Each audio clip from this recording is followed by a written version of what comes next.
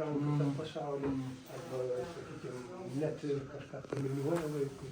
Čia jau pradžia visų mokslų. Kaip nubrėžti?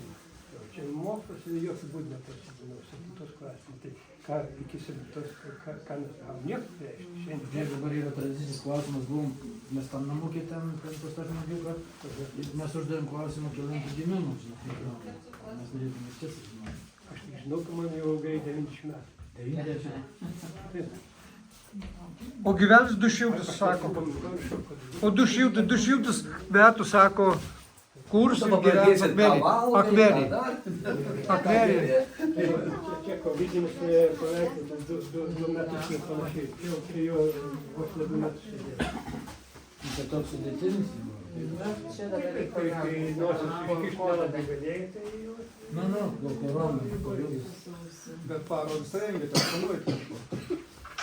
Jo, bet taip didelės platus neturiu, tos parodas, ką, tik tai pasipuikuoti kažkaip skvarčiai menininkus. Tai aš turiu pasimokyti. Tai čia gaunas kaip savo pasitenkinimu. Parodyti, vis tiek reikia. O pasitenkinimas yra didžiausias, kai tu gerai sprendi tą temą. Viskas, tai pats didžiausias pasitenkinimas, o ne tai, kad kažkas ten labai ten paliauks. Bet pats turėtum ir jūs mane žalstykit, labai čia tų komplimentų ir gerai.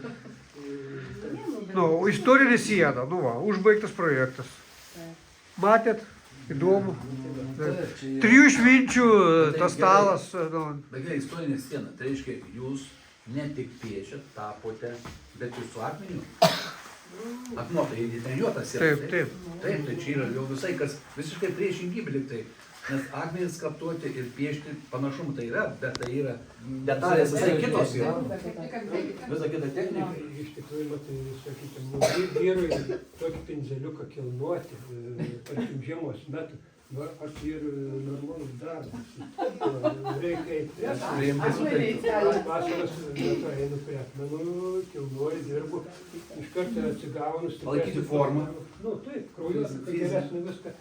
O su pinzeliuku aš per žiemą pradedu visai, kaip sakant, merdėti nuo to neveiklumo. Tai čia kaip ir šitą. Televizoriaus žmogus neturi neleis. Bet tai daug man... Radiją klausia. Dirbi su metalu. Jeigu dirbi su akmeniu, dirbi su akmeniu. Jeigu piešia tapo, tai piešia tapo. Akmenį jam daug skaičių. Aš nieko pradėti.